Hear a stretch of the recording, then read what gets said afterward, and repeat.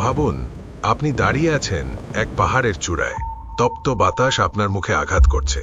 নিচে ছোট্ট একটি শহর, চারদিকে পাথুরে পাহাড়, সবুজ নেই, নদী নেই, চাষাবাদ নেই, জীবনের কোনো স্বাভাবিক চিহ্ন নেই। এই শহরের নাম মক্কা।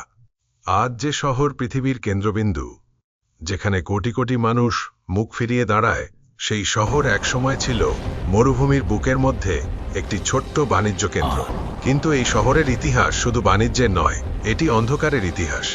তখন কোনো কেন্দ্রীয় সরকার নেই, কোনো সম্রাট নেই, কোনো সংবিধান নেই, শুধু গোত্র, শুধু রক্তের সম্পর্ক, শুধু প্রতিশোধ। আপনি যদি কোনো শক্তিশালী গোত্রের সদস্য হন, আপনি নিরাপদ। কিন্তু যদি আপনার পেছনে কোনো গোত্র না থাকে, আপনি শিকার। একজন মানুষ খুন হলে শুধু একজন নয়, পুরো গোত্র প্রতিশোধ নিত। রক্তের বদলে রক্ত, প্রতিশোধের বদলে প্রতিশোধ। কখনো কখনো একটি হত্যাকাণ্ড থেকে চলত 40 বছর পর্যন্ত। এই সমাজকে বলা হতো জাহেলিয়াত, অজ্ঞতার যুগ। কিন্তু এটি শুধু অজ্ঞতা নয়, এটি ছিল নৈতিক অন্ধকারের যুগ। এই শহরের মাঝখানে দাঁড়িয়েছিল একটি ঘর, সরল, পাথরের তৈরি, কিন্তু ইতিহাসের দিক থেকে সবচেয়ে মর্যাদাপূর্ণ। এই ঘর নির্মাণ করেছিলেন হযরত ইব্রাহিম আলাইহিসসালাম এবং তার পুত্র হযরত ইসমাইল আলাইহিসসালাম, এক আল্লাহর ইবাদতের জন্য, তাওহীদের ভিত্তিতে। কিন্তু সময়ের সাথে সাথে এই ঘরে ঢুকে পড়ে শিরক।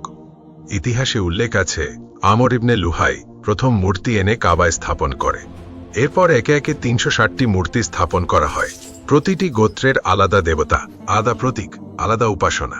কাবা হয়ে যায় শুধু ধর্মীয় কেন্দ্র নয়, অর্থনৈতিক শক্তির কেন্দ্র। কুরাইশ বংশ কাবার রক্ষণাবেক্ষণ করত। তারা জানত, মানুষের বিশ্বাস মানে অর্থ, তীর্থযাত্রা মানে ব্যবসা। হজ মৌসুমে মক্কা হয়ে উঠত বিশাল বাজার। দূর দূরান্ত থেকে মানুষ আসত, বাজার বসত, কবিতা প্রতিযোগিতা হতো, বণিকরা পণ্য বিক্রি করত। ধর্ম ছিল অর্থনৈতিক শক্তি। তাই কেউ চায়নি তাওহীদ ফিরে আসুক। কারণ তাওহীদ মানে সব মূর্তি সরিয়ে দেওয়া, সব দেবতা ভেঙে ফেলা, পুরো অর্থনৈতিক কাঠামো বদলে যাওয়া। এই সমাজে মানবতারও পতন ঘটেছিল। মেয়ে শিশু জন্মালে কিছু গোত্র তাকে জীবন্ত কবর দিত। একজন মা নিজের কোলের শিশুকে বালুর গর্তে শুইয়ে দিত সমাজের ভয়ে। দাসপ্রথা ছিল স্বাভাবিক, নারী ছিল সম্পত্তি, মদ ছিল গর্বের বিষয়, জুয়া ছিল বিনোদন। শক্তিশালী মানেই ন্যায়বান, এটাই ছিল নিয়ম। মানুষ জানত, এই মূর্তিগুলো সৃষ্টি করতে পারে না, বৃষ্টি দিতে পারে না, জীবন দিতে পারে না। তবুও তারা পূজা করত। তবে সবাই অন্ধ ছিল না। কিছু মানুষ ছিল হানিফ, যারা সত্যের সন্ধান করছিল। তারা জানত, এই সমাজে কিছু একটা বদলানো দরকার। এই সময় পৃথিবীতে 2 সুপার পাওয়ার ছিল, রোমান সাম্রাজ্য এবং পারস্য সাম্রাজ্য। তারা একে অপরের সাথে রক্তক্ষয়ী যুদ্ধে লিপ্ত ছিল। রাজনীতি অস্থির, নৈতিকতা ভেঙে পড়েছে। শক্তির লড়াইয়ে সাধারণ মানুষ পিষ্ট। মানব সভ্যতা অপেক্ষা করছিল নতুন আলোর। এই অন্ধকার শহরে, এই বিশৃঙ্খল সমাজে, এই নৈতিক পতনের যুগে আল্লাহ একটি ঘোষণা দিতে যাচ্ছেন। কাবা এখনো তার। এই ঘর এখনো তাওহীদের জন্য নির্মিত। এবং খুব শিগগিরই এই শহরে জন্ম নেবেন হযরত মুহাম্মদ সাল্লাল্লাহু আলাইহি ওয়াসাল্লাম। কিন্তু তার আগে আকাশ দেখাবে একটি নিদর্শন। দূরে ইয়েমেনে একজন ব্যক্তি দাঁড়িয়ে আছে একটি বিশাল গির্জার সামনে। তার চোখে অহংকার, তার মনে প্রতিশোধ। তার নাম আবরাহা।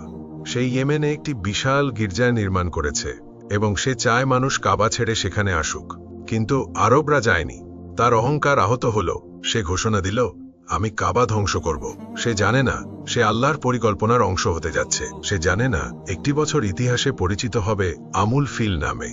সে জানে না খুব শিগগিরই এমন এক শিশু জন্ম নেবেন যার নাম হযরত মুহাম্মদ সাল্লাল্লাহু আলাইহি ওয়াসাল্লাম, যার আগমনে মরুভূমির বুক থেকে উঠবে এমন আলো যা ছড়িয়ে পড়বে পুরো পৃথিবীতে।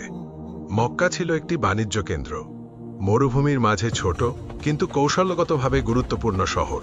উত্তরে সিরিয়া, দক্ষিণে ইয়েমেন, পূর্বে ইরাক, পশ্চিমে লোহিত সাগর। এই পথগুলোকে যুক্ত করত মক্কার কাফেলা বাণিজ্য। কিন্তু শক্তিশালী অঞ্চল ছিল দক্ষিণে ইয়েমেন। ইয়েমেন ছিল উর্বর, সেখানে বৃষ্টি হতো, চাষাবাদ ছিল, আঙ্গুরের বাগান ছিল, শস্য উৎপাদন হতো, বড় বড় নগরী গড়ে উঠেছিল। একসময় এখানে শাসন করত হিমেয়ারি রাজারা, যাদের ছিল সমৃদ্ধ সভ্যতা ও সুসংগঠিত প্রশাসন। পরে রাজনৈতিক টানাপোড়েন, অভ্যন্তরীণ দ্বন্দ্ব এবং আন্তর্জাতিক শক্তির হস্তক্ষেপে ক্ষমতা চলে যায় আবিসিনিয়ার অর্থাৎ হাবশার হাতে। হাবশা তখন ছিল শক্তিশালী খ্রিস্টান সাম্রাজ্য, যার সমর্থন ছিল রোমান সাম্রাজ্যেরও। এই হাবশা শাসনের এক সেনাপতি ছিল আবরাহা আল আশরাম।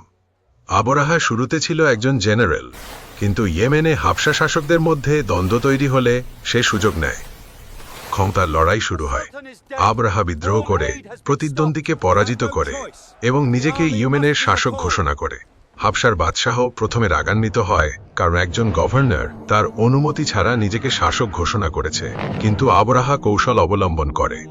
সে আনুগত্যের শপথ দেয়, প্রতিশ্রুতি দেয়, নিয়মিত কর পাঠাবে, নাম থাকবে বাদশাহর, কিন্তু বাস্তব শাসন করবে সে নিজেই।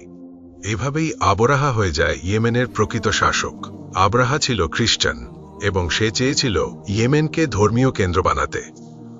তার রাজনৈতিক শক্তি ছিল, অর্থ ছিল, সামরিক শক্তি ছিল, কিন্তু মর্যাদা ছিল না। আরবদের হৃদয়ের কেন্দ্র ছিল মক্কা। বছরে একবার সব আরব গোত্র মক্কায় যেত, কাবার কাছে যেত।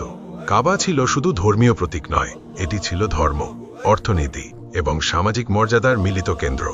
আবরাহা ভাবল, যদি সে ইয়েমেনে এমন একটি গির্জা বানাতে পারে যা কাবার থেকেও বড়, বেশি জাঁকজমকপূর্ণ এবং আকর্ষণীয়, তাহলে আরবরা মক্কা ছেড়ে ইয়েমেনে আসবে।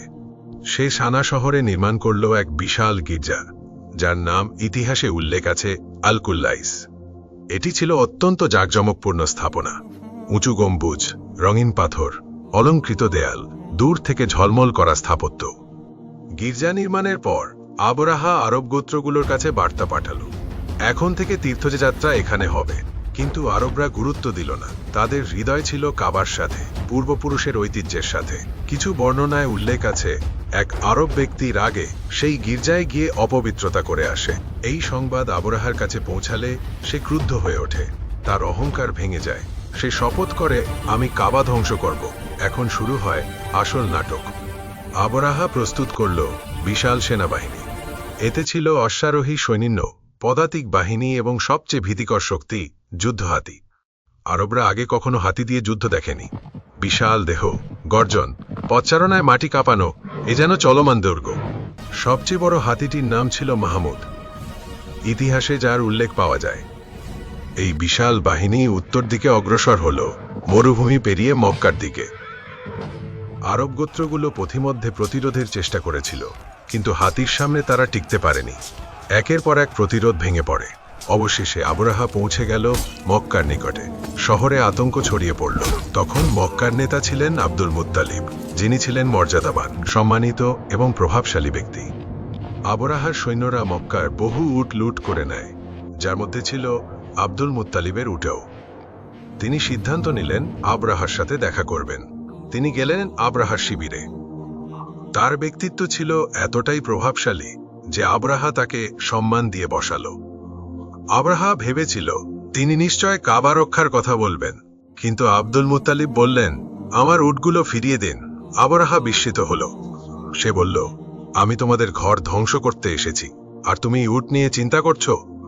তখন আব্দুল মুত্তালিব শান্তভাবে উত্তর দিলেন, উটের মালিক আমি, আর ঘরের মালিক আল্লাহ, তিনি নিজেই তা রক্ষা করবেন। এই কথা যেন মরুভূমির বাতাসে আগুনের মতো ছড়িয়ে পড়ল। এরপর মক্কার মানুষ পাহাড়ে উঠে গেল, শহর খালি হয়ে গেল, কাবা রইল নিঃসঙ্গ। আবরাহা সেনাবাহিনী সাজালো, হাতিকে কাবার দিকে ঘোরানো হলো, কিন্তু অদ্ভুত ঘটনা ঘটল। মাহমুদ সামনে এগোয় না, তাকে পেছনের দিকে চালালে উঠে দাঁড়ায়, কিন্তু কাবার দিকে ঘোরালে বসে পড়ে। সৈন্যরা চেষ্টা করে, আঘাত করে, চিৎকার করে, কিন্তু হাতি এগোয় না। ঠিক তখন আকাশ অন্ধকার হয়ে যায়, পাখির ঝাঁক দেখা যায় দিগন্তে। এই ঘটনার উল্লেখ আছে আল কুরআনের সূরা আল ফিলে। পাখিরা ছোট ছোট পাথর নিক্ষেপ করতে থাকে, সেই পাথরগুলো সৈন্যদের উপর পতিত হয়ে তাদের ধ্বংস করে দেয়। সেনাবাহিনী ছত্রভঙ্গ হয়ে যায়। আবরাহা নিজেও আহত হয় এবং কোনোভাবে ইয়েমেনে ফিরে যায়। কিছুদিন পর সে মৃত্যুবরণ করে। এই বছরটি পরিচিত হয়ে যায় হাতির বছর নামে। আর এই বছরেই জন্ম নেন হযরত মুহাম্মদ সাল্লাল্লাহু আলাইহি ওয়াসাল্লাম। এটি ছিল এক আকাশী ঘোষণা। আল্লাহ বলেন, এই ঘর আমি রক্ষা করেছি, এখন আসবে এই ঘরের প্রকৃত বার্তাবাহক। ভাবুন, আল্লাহ আগে তার ঘর রক্ষা করলেন, তারপর পাঠালেন ঘরের নবী। এই ঘটনাই প্রমাণ করে মক্কা কোনো সাধারণ শহর নয়, এটি ছিল এক মহান ঐশী পরিকল্পনার অংশ, যার কেন্দ্রবিন্দুতে ছিলেন হযরত মুহাম্মদ সাল্লাল্লাহু আলাইহি ওয়াসাল্লাম।